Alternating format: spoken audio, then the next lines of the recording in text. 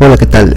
En este caso ahora lo que vamos a realizar es un pronóstico de la curva Gompertz. Esta curva Gompertz se está utilizando últimamente para pronosticar los casos confirmados o los casos de fallecidos del COVID. Lo que está ahora mismo en pantalla es la gráfica de la evolución y el pronóstico de defunciones diarias por COVID-19 en el caso de México.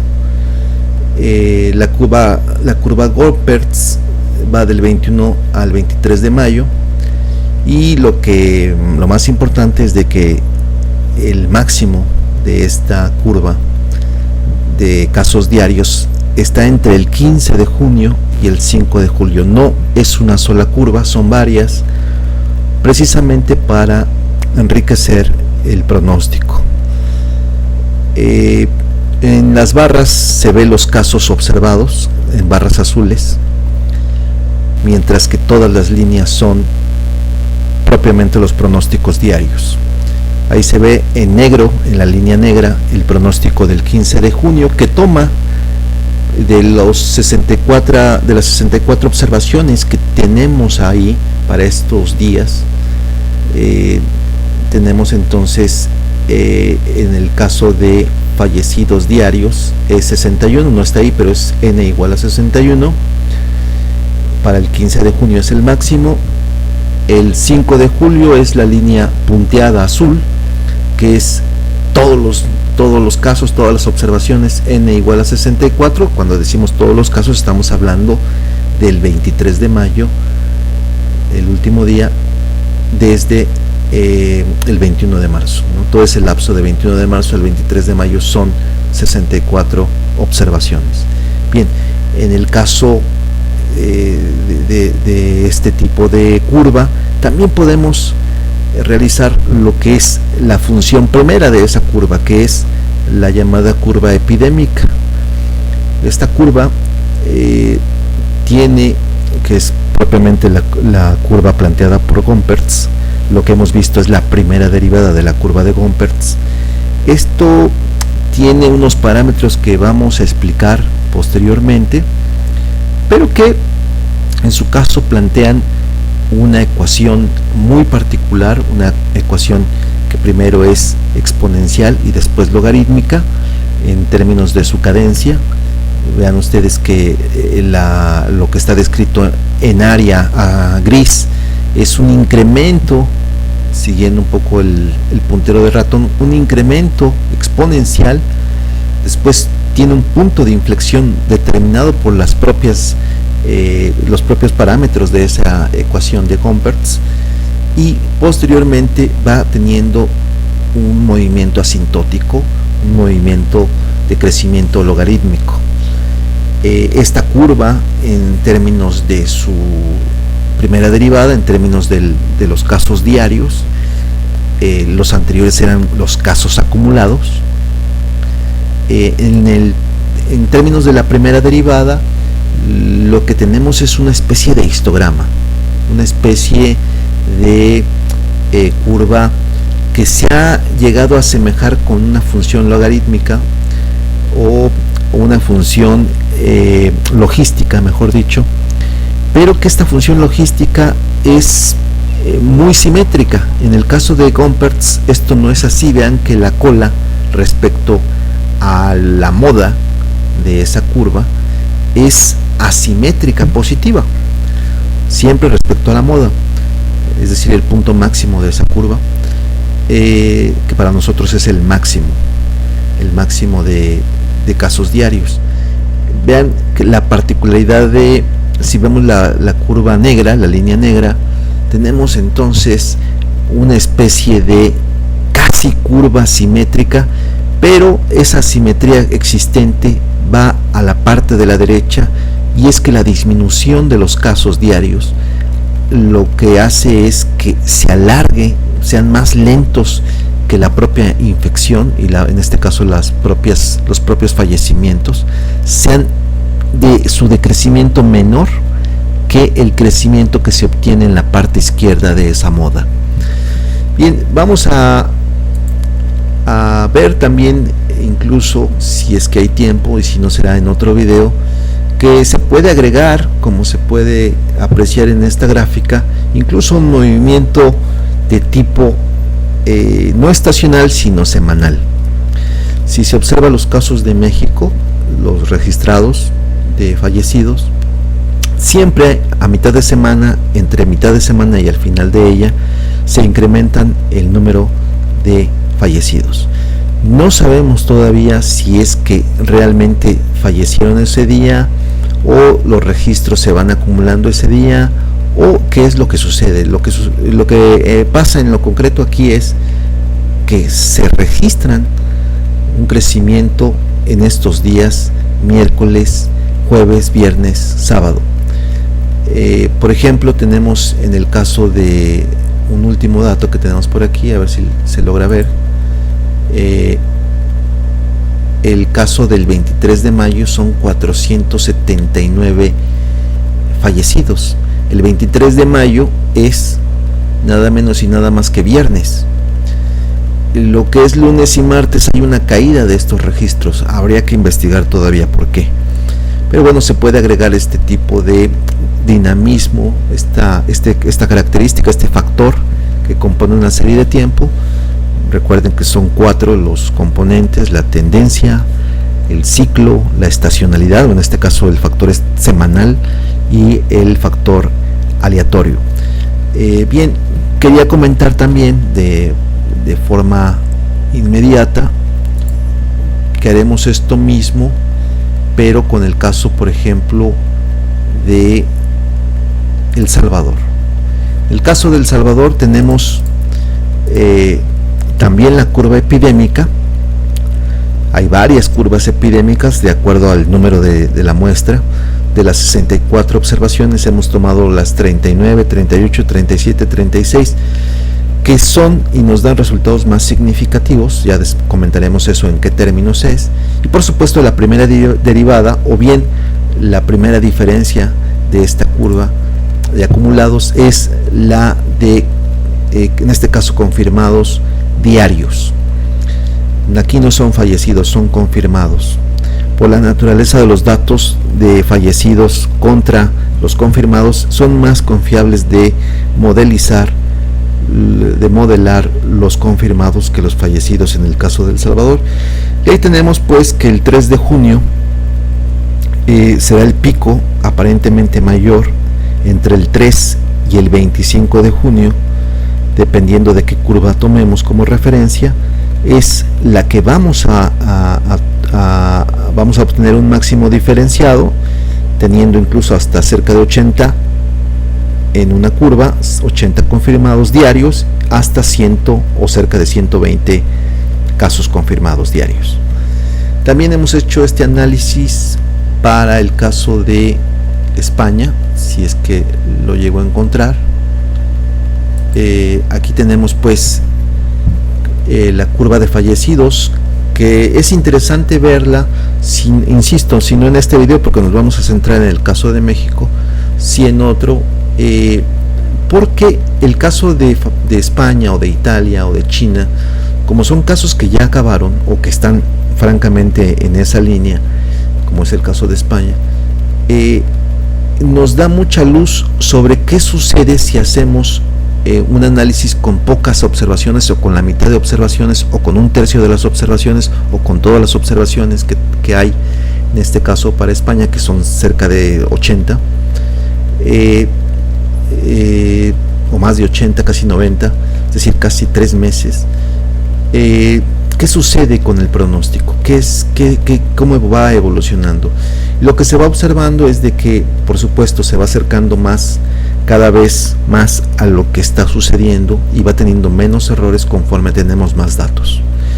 En el caso de España, por ejemplo, el acumulado es de cerca de 29.000 en el pronóstico, y será más o menos eso, 29.000 muertos en los casos fallecidos en España.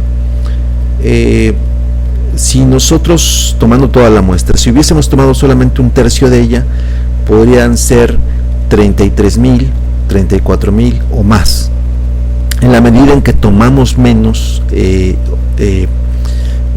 errores al incorporar una n mayor, tenemos un diagnóstico más certero.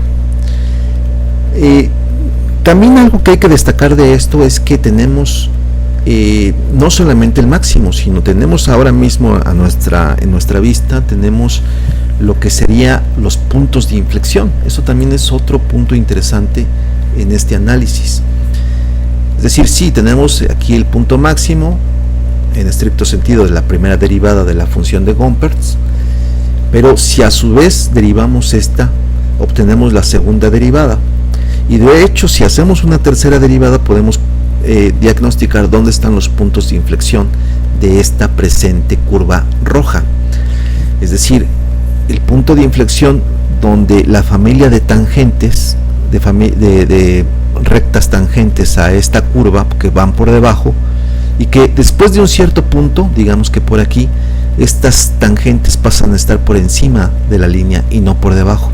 Ese punto de inflexión que está aquí y que del otro lado también está el punto de inflexión, también es interesante determinarlo, porque si suponemos que está en la punta de este ratón, este punto de inflexión, lo que nos está diciendo ahí es que la intervención tiene que hacerse antes de este punto de inflexión.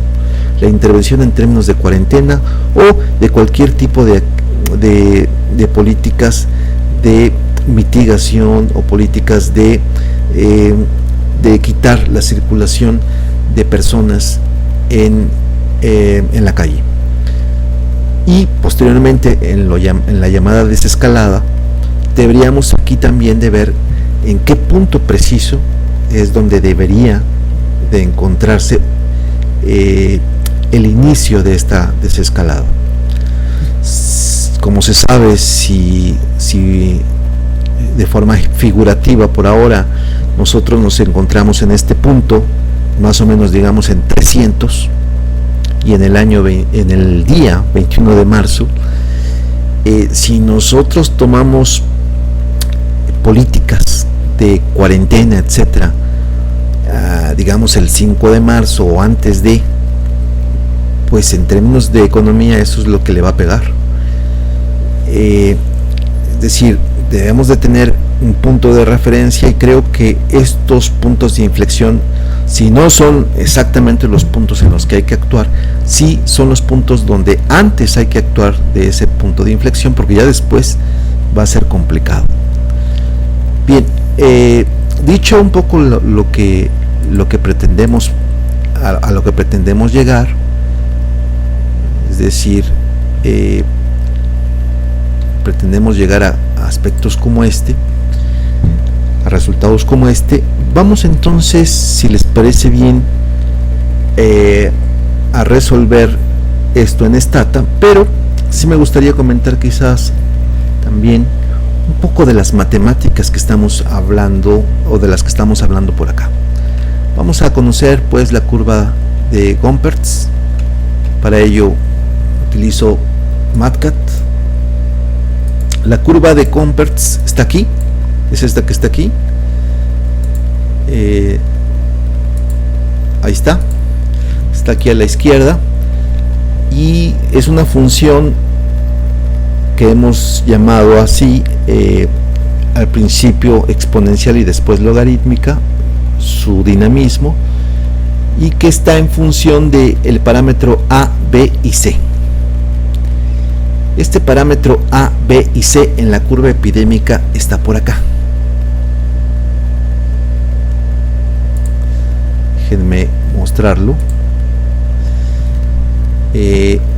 Vean ustedes que esa función la voy a pegar acá para que la podamos apreciar mejor, aunque después vamos a trabajar ahí en MATCAT esto, pero puedo pegarlo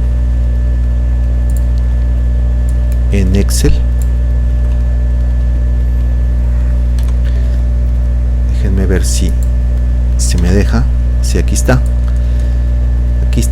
la función. Esta función, que ahora mismo observamos tiene esos parámetros A, B y C. B son los casos iniciales, y es ahí donde reside a veces mucho de la problemática de medir de la forma más correcta este pronóstico, porque los casos iniciales siempre son erráticos, o están sesgados, están mal, son muy pues sí, erráticos, y entonces esto va creando un problema a la hora de hacer el pronóstico, porque si no se precisa bien la cantidad de B, entonces pueden salir una cantidad de confirmados o de fallecidos enorme.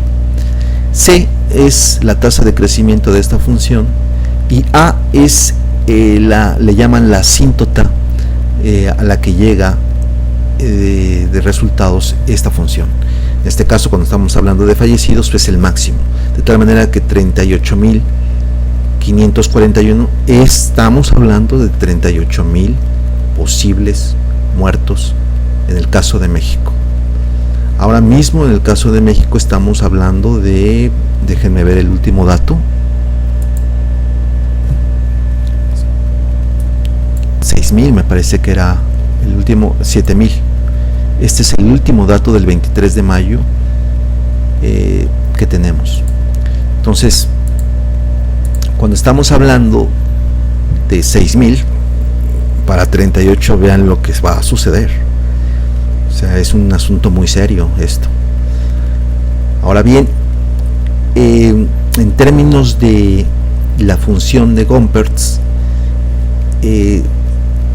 fíjense ustedes que este punto de inflexión, que después va a ser el máximo en esta curva, este punto máximo, estas coordenadas se determinan a partir de este punto de inflexión, y ese punto de inflexión queda determinado dependiendo de qué curva de Gompertz partamos, pero generalmente es una curva que plantea el parámetro A y el número neperiano E. En este caso son 14.178 para el caso de México, y B entre C, y ahí están los parámetros 2.2 entre 2.48%, nos da el número 87.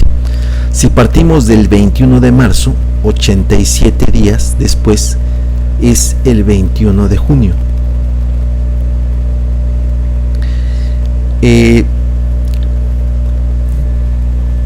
Entonces tenemos que nos da la gentileza a esta curva de Gompertz determinar de antemano también el punto de inflexión, es decir, el punto máximo de casos diarios, en este caso de fallecidos. Eso es muy interesante. Entonces es una curva a la cual se le puede sacar mucho, pero mucho jugo, porque nos está afirmando cosas muy interesantes. Bien, vamos entonces a MATLAB después de mostrar esto, y bien, tenemos ahí la función de Gompertz, y hablaba de varias funciones porque en otros videos y en otros trabajos he visto que se estima, de hecho lo estimaban con estatística, un programa que se llama Estatística, esta función que está aquí, pero esta en estricto sentido no es igual a esta. Para determinar en cambio el punto de inflexión, aquí es B entre C en la parte de esta curva, si se parte de aquí. En cambio, la que tenemos acá tendría que ser el logaritmo de B entre C. Bien, la primera derivada queda ahí, la segunda derivada y la tercera derivada. Bien, en el caso, estamos hablando, en el caso de España, donde eran 28.401 los muertos, para los últimos datos, el último dato era del 23 de mayo, me parece. Nuevamente tenemos, en este caso, logaritmo natural de B entre C. Esto se obtuvo de Stata, y por lo tanto estos parámetros se obtienen directamente de la función original de Gompertz, es decir, esta. Y Tenemos entonces ahí los puntos de inflexión, logaritmo de b entre c, a y e, determinan el punto de inflexión, que ahí lo tenemos. Es decir, estamos hablando, y ahí están los datos aquí arriba, de el día 31, iniciada la pandemia en el caso de España. Después de 32 días, digamos, o 31 días, se obtiene el máximo. Y esto cuando se tenía 10.400 fallecidos. Bien, con estos parámetros A y B, C determinados por Stata o bien determinados por otro programa, incluso en Excel se puede hacer esto, tenemos entonces el análisis de la primera derivada. Para ello, déjenme determinar que el primer día es el 5 de marzo en el caso de España, de los muertos. 5 de marzo. En el caso de México es hasta el 21 de marzo. Este es el 5 de marzo en el caso de España. Bien, pues a partir del 5 de marzo, 30 días o 31 días después, que ya es en abril, tendríamos el pico. ¿De acuerdo?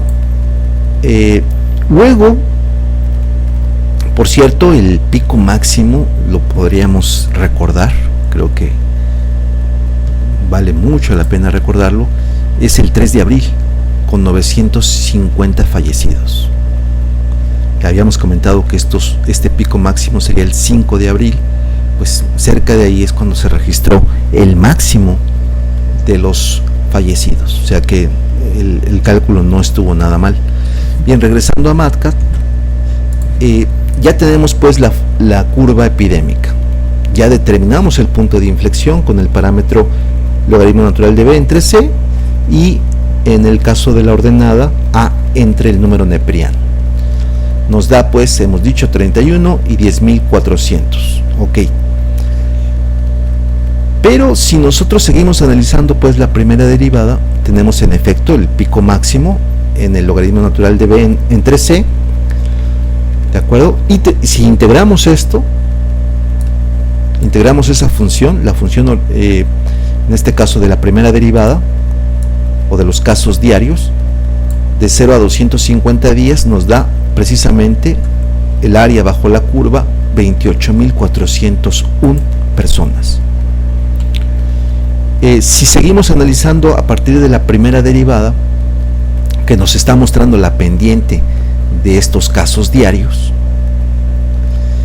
nos muestra, vean ustedes, que es positiva y luego negativa, con lo cual existe un máximo, en efecto.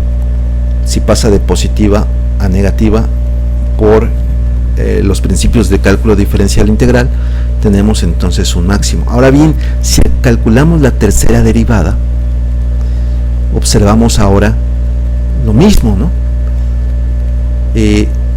Un punto donde son positivas, pasan a ser negativas, y luego de negativas pasan a ser positivas. Tenemos pues dos puntos de inflexión en el día 19 y en el día 44. Tomen en cuenta que estamos hablando del 5 de abril. 5 y 19 son 24. El 24 de marzo, porque era 5 de marzo, si dije abril, perdón, era marzo. 5 de marzo es el inicio en este caso de los fallecidos, más 19 días, estamos hablando pues de el 24 de marzo. El 24 de marzo, ¿de acuerdo? Y el día correspondiente al 44 aquí serían los puntos de inflexión. Es decir, la desescalada en el caso de España tendría que estar más o menos o empezar por aquí. No digo que empiece aquí, sino que debemos de tomar como referencia este punto 44. Bien, esto es precisamente lo que nos brinda el cálculo diferencial e integral y la curva de Gompertz. determinar no solamente el máximo de los casos diarios, sino sus puntos de inflexión y dónde debemos de operar en términos de política de contención de la epidemia, en términos de política de salud y en términos de económicos también. Porque aquí se va a ver afectada la economía antes de este punto de inflexión, debería antes de eso, pero no muchísimo antes. Este es el pleito de siempre, y la desescalada no muchísimo después. Entonces eso es lo que se debe de hacer. Si acaso esto fuera un solo país, y si acaso esto fuera una sola región, ya sabemos que son varias regiones y que esto debería de hacerse a nivel quizás incluso de grandes regiones o municipios o conglomerado de municipios. Pero bueno, esto es calculando esto, ¿no? Entonces tenemos pues en conjunto la curva epidémica, que es decir, los casos acumulados en azul, en negro los casos diarios, fallecidos en este caso, y a partir de la segunda y tercera derivada podemos calcular los puntos de inflexión y los puntos máximos de la curva que está en color negro, que es la curva de los casos diarios. Bien, vámonos entonces ahora ya planteando esta parte matemática. Ahora sí vámonos a Stata, y desde el principio, desde el cero, vamos a tratar de hacer esa estimación. Bien, estamos ahora pues en el caso de Stata. Hemos abierto ahí una hoja, ¿de acuerdo? Y vamos entonces a, si les parece bien, a importar los datos de Excel. Estamos hablando del caso de México. Está. Vamos a importar los fallecidos, una página que recomiendo que la revisen. A mí particularmente me ha dado buenos resultados, porque otras páginas sí he visto que tiene errores. Esta también tiene errores, pero no los he visto tan continuos y brutales como en otras páginas. Los registros aquí se tienen incluso ya para el 24. Está para el 24 en México. Vean la componente semanal, no estacional sino semanal, ¿no? Cada pico muestra cierta regularidad, un movimiento sistemático dentro de una semana. Lo que vamos observando es que esta página muestra a todos los países confirmados, fallecidos y una serie de análisis como tasa de mortalidad, letalidad, etcétera. De aquí es donde hemos sacado los datos. En el caso de México tenemos fallecidos y el tiempo. Nos basta con fallecidos porque Stata lo puede producir ya los demás casos, pero lo más importante, las demás variables, pero lo más importante aquí es que empezamos el 21 de marzo. ¿Okay? Con eso en mente y sabiendo que tenemos incluso 65 observaciones, 65, bueno, menos una porque estamos copiando el rótulo, 64 observaciones. Control C, nos vamos a Stata, nos vamos a Data Editor, y ahí en Data Editor Control V, y dependiendo de la versión que tengan de Stata, bueno, pues ahí tendrán que determinar si le ponen que la primera fila sea el nombre de la variable o no. En mi caso sí lo es. Ahí está, ya tenemos fallecidos. Bien, ok. Y ahora necesitamos ordenar nuestra Stata y decirle que si estamos hablando de una serie de tiempo, si son datos de panel, etcétera. En este caso es una serie de tiempo con datos diarios. Esto lo voy a realizar con un script que tomé como base de un compañero que está ahí también en YouTube. Le daré los créditos después necesarios.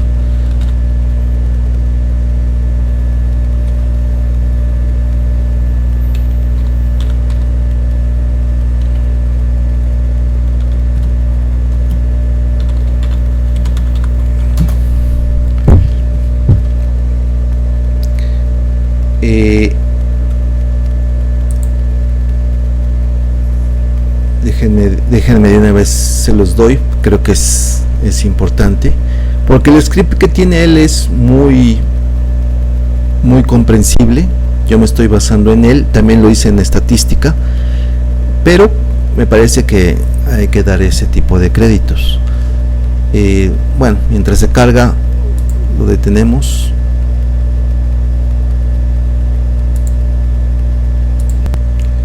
Ahí está el caso de economía y educación, hasta cuándo podrían durar los contagios de COVID-19, Gompertz aplicado a Bolivia con Stata. Ahí pueden encontrar también información sobre esto, y ahí me baso en esta parte para hacer el algoritmo. Ya he dicho, sin embargo, que hay dos tipos de funciones. Debe de quedar muy claro eso, porque si no se prestan muchas dificultades posteriores. Estamos hablando en Stata de esta formulación, y el punto de inflexión se determina con el logaritmo natural de b entre c. Si en cambio partes de esta función, que también lo puedes hacer, en determinados a, b y c, que van a ser ligeramente diferentes a estos, b, el punto de inflexión b entre c va a estar determinado, pero aquí es logaritmo de b entre c. ¿De acuerdo? Es eso lo que hay que decir. En suma, que los parámetros a, b y c de la izquierda no van a ser exactamente los mismos que los de la derecha. Los que vamos a utilizar en Stata son estos, y por tanto tendremos que aplicar logaritmo de b entre c. Bueno, dicho eso, entonces seguimos en Stata. Ya tenemos ahí los datos. Tenemos también el script que está por acá. Y entonces lo primerísimo que debemos de hacer es generar un conjunto de datos, de observaciones, ¿de acuerdo? En este caso, vean ustedes dónde se va a poner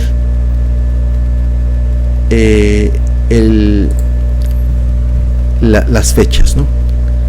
Entonces estamos generando 250 observaciones, generamos una variable que se llama tiempo, time, y vamos a tener que poner, esto es muy importante, desde el 21 de marzo,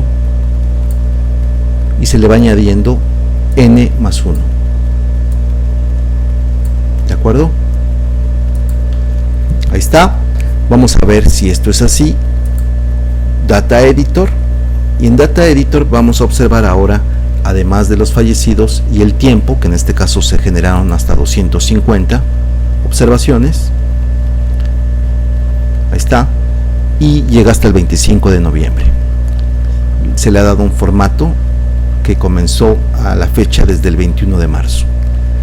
Bien, dicho eso y aclarado eso, vamos a ver pues el caso de aplicación para México. Entonces, para mí es importante hacer esas pausas, porque vean ustedes lo que estamos diciendo. Estamos planteando que sí hay un modelo, ahí se está ya calculando, de Gompertz, pero tenemos la duda de, ¿este es el mejor modelo? Sí, no, ¿por qué? Tenemos que decir algo sobre ello, ¿no? Entonces,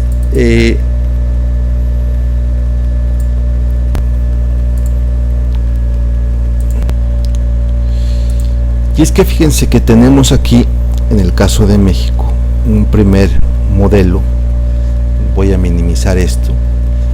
Estamos obteniendo las 64 observaciones, partimos del 21 de marzo, y tenemos, sin embargo, en el coeficiente A, en el parámetro A, 66,000, vamos, 67,000 fallecidos. Ahora bien, ¿es el mejor modelo? Porque si nosotros observamos en Stata, si observamos la línea, la gráfica de fallecidos, observamos más o menos algo como esto. Vemos que también son irregulares en los primeros días, y que esto en efecto debe de precisarse muy bien, porque la altura de B, que son los primeros casos, va a determinar también un poco la magnitud de A. Entonces,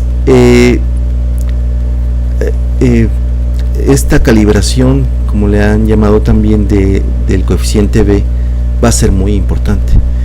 Entonces vean ustedes que en esta curva que estamos teniendo prácticamente no hay movimiento aquí, y de lo que se trata es de capturar de alguna forma esta primera concavidad que tenemos aquí. Si partimos únicamente de estos primeros datos no va a ser suficiente, incluso si algunos datos son atípicos en esta parte inicial, esto va a repercutir en la manera en que calculemos los parámetros A, B y C. Entonces es muy importante el hacer varias evaluaciones y ver el contexto también económico, el contexto epidemiológico de cada país, el tamaño de población, el aspecto demográfico, etcétera. Entonces puede ser que en algunos casos les dé, en una situación como la de México, millones de observaciones, fallecidos, ¿no? Y eso evidentemente debemos de ponderarlo. Bien, en ese sentido es que no nos conformamos únicamente con esta primera aproximación, y lo que hacemos, fíjense ustedes, es realizar un script donde ponemos varias muestras de 64, 63 observaciones, 62, 61 y así hasta 57 observaciones. La estructura es la siguiente. Tenemos entonces esta instrucción que es NL, que es de mínimos cuadrados no lineales, la variable de pendientes fallecidos, en este caso A se está aproximando, un valor inicial es de 5000, B es de menos 500 y C es de menos 0.1. Pueden ser otros valores, lo que se necesita es un valor inicial, y se parte de la observación 1 hasta la 64. Se hace una estimación, se guarda, eso es lo que está diciendo aquí, se guarda con el M64 y se guarda también no solamente el modelo, sino también se guarda la predicción propiamente dicha con el nombre F64. Y esta estructura de estas tres líneas se repiten varias veces hasta llegar a un número muestral de, vean ustedes, de 57. Vamos a ver qué es lo que sucede si corremos pues entonces este script, ¿de acuerdo? Entonces le damos aquí play, va a hacer las iteraciones, va a guardar A, B y C, ¿de acuerdo? Cuando termine regresamos aquí.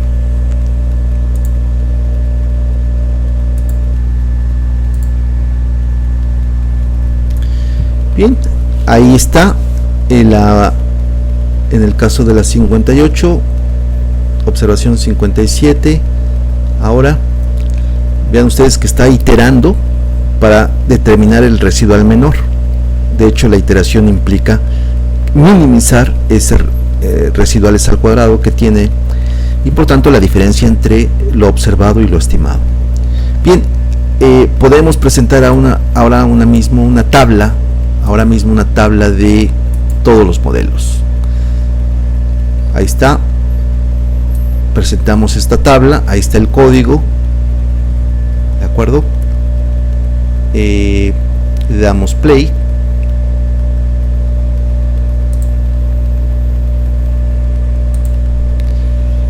ya tenemos pues entonces nuestro modelo conjuntamente.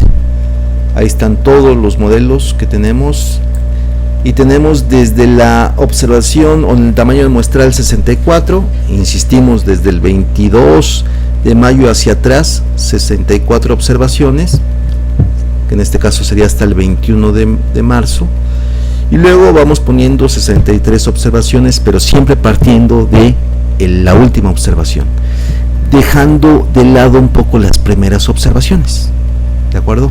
Hasta llegar así consecutivamente hasta 57 observaciones. ¿Qué sucede? Bueno, pues Stata en teoría nos pone unos coeficientes T. Aquí están las T calculadas de cada parámetro, todos serían significativos. Sin embargo, dado que estamos trabajando con mínimos cuadrados no lineales, entonces se pierde un poco la significatividad de T y de F. No así de la R cuadrada ni de la R cuadrada ajustada, y de mucho menos del criterio de información de Akaike, que también lo estamos reportando ahí abajo. Ahora veremos entonces por qué. Bien, de lo que se trata en cada modelo, cada columna, en este caso M64, está minimizando con varias iteraciones la sumatoria de residuos al cuadrado, es decir, la diferencia entre el observado y el real que estima el modelo.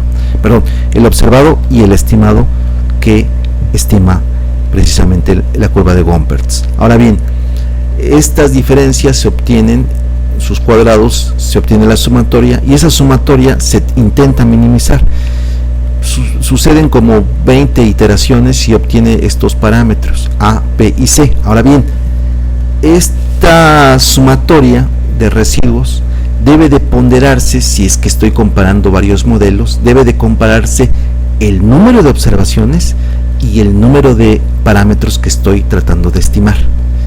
Y eso precisamente es lo que hace A y C, el criterio de información de Akaike. Es decir, el criterio de información de Akaike toma como materia prima para resolver su criterio, toma la sumatoria de residuos al cuadrado, toma el número de variables que se están utilizando y de parámetros más concretamente, y también está tomando en cuenta la cantidad de observaciones. Es decir, estas dos últimas, como ustedes saben, son los grados de libertad, dicho en pocas palabras, ¿no? Entonces toma en cuenta la sumatoria de residuos y al cuadrado, y también los grados de libertad, o en otras palabras, grados de libertad también es n, y también el número de parámetros utilizados. Ahora bien,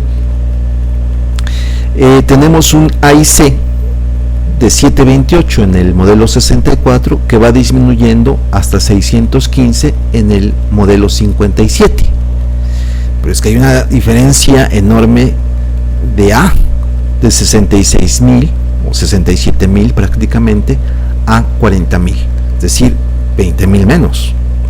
Entonces, de eso estamos hablando, que hay que por eso calibrar esto muy bien, hay que poderlo precisar muy bien, hay que especificarlo bien, y sobre todo hay que tener de alguna forma un criterio para hacerlo, ¿no? He visto muchos videos en los cuales se plantea la curva de Gompertz, o bien trabajos incluso, ¿no?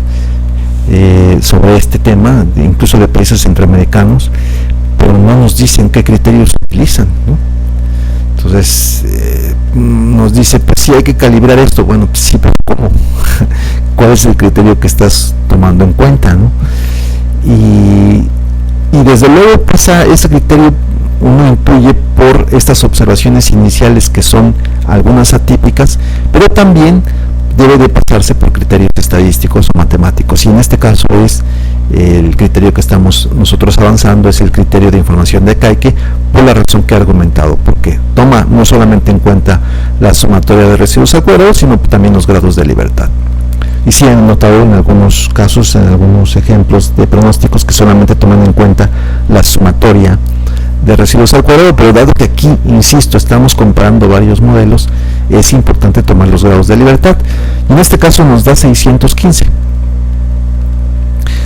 y los parámetros son 39, 8 y 0.2. ¿De acuerdo? Bien, dicho eso, vamos a hacer pues entonces ahora la curva o la gráfica.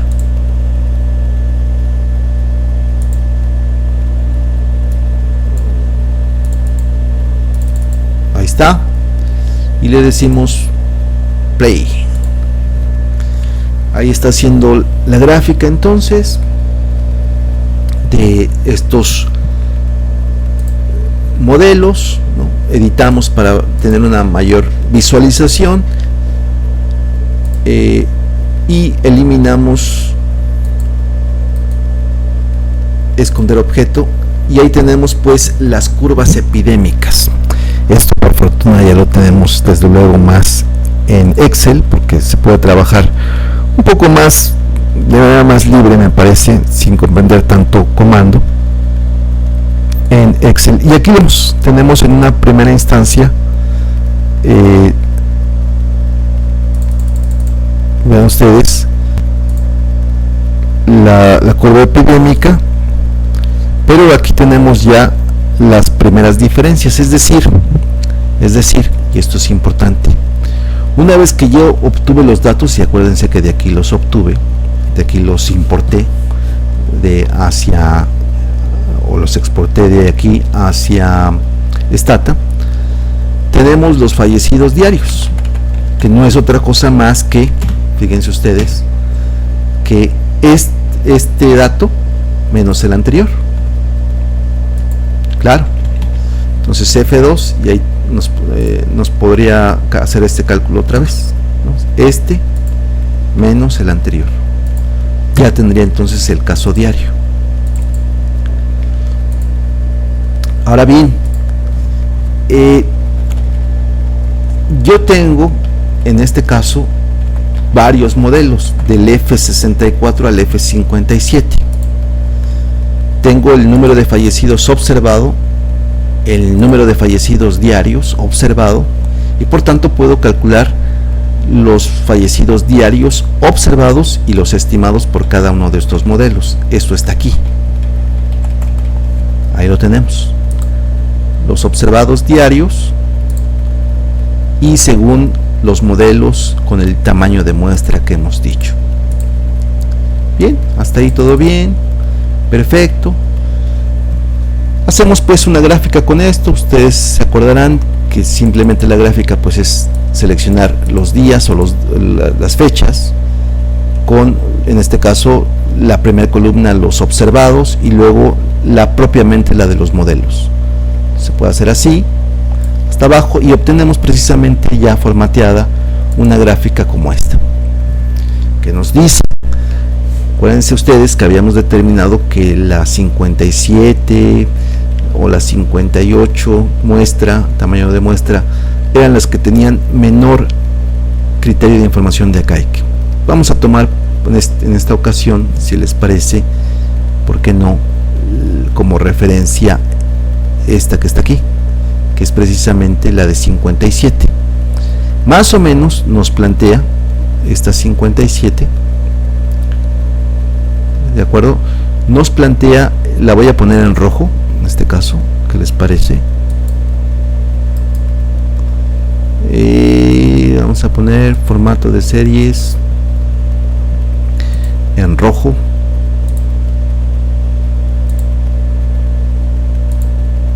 Ahí está.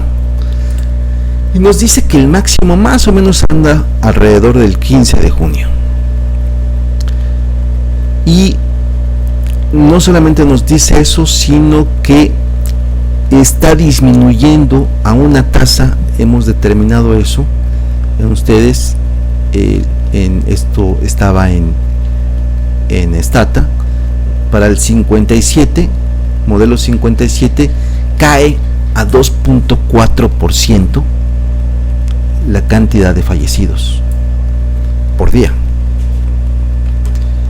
Entonces, después de tener el punto máximo, que estaríamos hablando de 354 personas, estaría disminuyendo 2%, algo así, y es por eso que esta simetría hacia la derecha se va extendiendo y el punto mínimo, o más o menos estadísticamente el punto mínimo, se llegará a finales de noviembre o por octubre, finales de octubre o principios de noviembre, pero esto depende de cada curva en estricto sentido. Entonces la robustez, vuelvo a lo mismo, en este caso la estamos tomando con un criterio, el criterio de Akaike, y si yo hubiese seguido con 56, con modelo 55, bueno, pues hubiese obtenido otros resultados, y creo que lo más responsable es plantear el resultado de esta forma y no casarse con un solo pronóstico. En este caso, insisto, el pronóstico mínimo, el máximo es el 15 de junio de estas varias curvas, varios modelos, varios pronósticos, y hasta el 5 de julio, del 15 de junio al 5 de julio. Esto es pues lo que tenemos. En el caso de México, ahí van a trasladarse los muertos. y en efecto estamos observando un crecimiento de los muertos en estos días. Por ejemplo, tengo que el 23 de mayo, es decir, apenas ayer, teníamos 479 fallecidos. Esto todavía va a crecer probablemente, ¿no? Tendremos, sobre todo en los miércoles, jueves, viernes, sábados, tendremos contabilidades de muertos muy grandes, pero siempre en relación a esta magnitud, 470 y tantos, 500 quizá, y posteriormente de este 15 de junio, 5 de julio, posteriormente a este periodo, empezarán a decaer. Esto es pues la forma en que podemos calcular en Stata esta curva. Desde luego también es de mucho interés, una vez que tenemos el parámetro A, B y C, determinar los puntos de inflexión de la curva, que repito, en el caso de Stata tendría que ser logaritmo natural de B entre C, y luego la ordenada sería, esa es la abscisa, la ordenada sería el parámetro A entre E, ¿de acuerdo? 14.178 en el caso de México. Entonces yo creo que podría ser un muy buen ejercicio que se hiciera esto a nivel de El Salvador, con los datos confirmados, y que se obtenga de la misma forma. Aquí tenemos los datos de El Salvador, obtenerlo de la misma forma, datos confirmados, pero fíjense ustedes, en el caso de El Salvador empezamos no el 21 de abril, sino el 19 de, perdón, no el 21 de marzo, sino el 19 de marzo, empezó un poquito antes acá, y tenemos 66 observaciones, el caso de confirmados. El caso de México eran fallecidos, o sea que no son comparables, siempre hay un desfase, la curva, el punto máximo, la curva epidémica de los confirmados pues es antes y después la de los fallecidos. Entonces tenemos ahora mismo 66 observaciones. Lo mismo, podemos ir viendo qué pasa si tomamos en cuenta las 66 observaciones, las 40 observaciones, las 20 observaciones, las 30 observaciones, ¿de acuerdo? Para tener una idea más clara de esto, ¿no? En mi caso, yo les comento de una vez, lo que obtuve en el caso de confirmados fueron órdenes del 30, 32, 36 y 37 igual a n. Tengo las salidas en Stata, ¿no? Por ejemplo, para el caso de 33, incluso el caso de 25, fíjense ustedes, estamos hablando ahora mismo, en el caso de El Salvador, hay confirmados cerca de 1725. ¿Qué nos dice con 25 observaciones? Nos dice que puede haber cerca de 5.000 infectados y que el pico se realiza entre el 3 de junio y el 25 de junio. ¿Esto se puede precisar mejor? Yo creo que sí, se puede precisar mucho mejor. Bien, por ahora le dejo por acá. Yo creo que es un buen ejercicio. Voy a dejar los 3 archivos, tanto de España como de El Salvador, como el de México, y también voy a dejar incluso el do file de Stata y el DTA de Stata. Entonces voy a dejar los XLS, los DTA y los .do para que puedan replicar si quieren este ejercicio. No es nada complicado, sin embargo sí es complicada la interpretación, porque todavía hay que sacar, insisto, estos parámetros A y B, C tienen mucho juego, hay que hacerlo, hay que sacar no solamente un modelo, sino varios, y hay que ver la robustez de acuerdo al criterio de Dacaique o de acuerdo a otro criterio, ¿no? Bien, yo creo que para los compañeros de econometría, que sería bueno que lo hicieran para El Salvador, confirmados, que obtuviesen la curva epidémica de confirmados, que obtuviesen los casos diarios de confirmados y que determinaran el punto máximo, el día del punto máximo, de acuerdo a las varias curvas que tienen, que determinen también los dos puntos de inflexión, que se ven en el caso de los casos diarios confirmados, ¿no? Y que determinen también, ¿por qué no?, cuándo fue el día en que se entró en la cuarentena. En el caso de esta información que tenemos aquí en nuestros datos, nuestro mundo en datos, también se muestra esta información de la calidad y cantidad de políticas de inmovilidad. Tarda en ponerse, pero por aquí pueden encontrar, déjenme mostrárselos,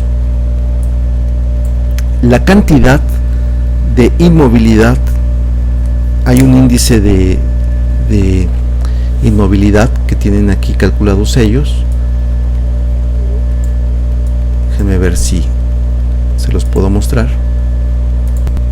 Bien, estaba casi hasta el final de la página y ahora mismo el internet no va lo más rápido que queremos, pero fíjense ustedes que para el caso de El Salvador y para el caso de México sí que existen estos registros. Yo he checado, para el caso de El Salvador sí que existe. Entonces, para el caso de México, por ejemplo, las primeras políticas que se hicieron de respuesta al COVID fueron más o menos ahí, a ver si lo muestra, antes del 23 de marzo, y nos dice: el índice de rigurosidad de la respuesta del gobierno es una medida compuesta basada en 9 indicadores que incluyen cierre de escuelas, lugares de trabajo, prohibiciones de viaje, redimensionados a un valor entre 0 y 100. Es un índice pues propiamente indicativo, no es calificativo, ahí lo dice, y en el caso de México está del orden del 80, algo así. Bueno, en el caso de El Salvador habrá que ver cuándo empezó y con qué rigurosidad empezó estas medidas, y si tienen acorde o si están concordes con la curva de casos diarios. ¿Qué tan antes se hizo esto del punto de inflexión? Y verlo críticamente. Y en este sentido, dado que tenemos en ciernes la desescalada, ver cuándo debería más o menos de hacerse esta desescalada, después de qué día. No apresurarse antes, sino hacerlo con base en criterios no de monólogos discursivos como algunos gobernantes, sino a partir de datos duros, si bien son pronósticos, datos que nos están aproximando o que nos están indicando hacia dónde debería de ir la política de sanidad y económica de nuestros países. Bien, les dejamos aquí, hasta la próxima.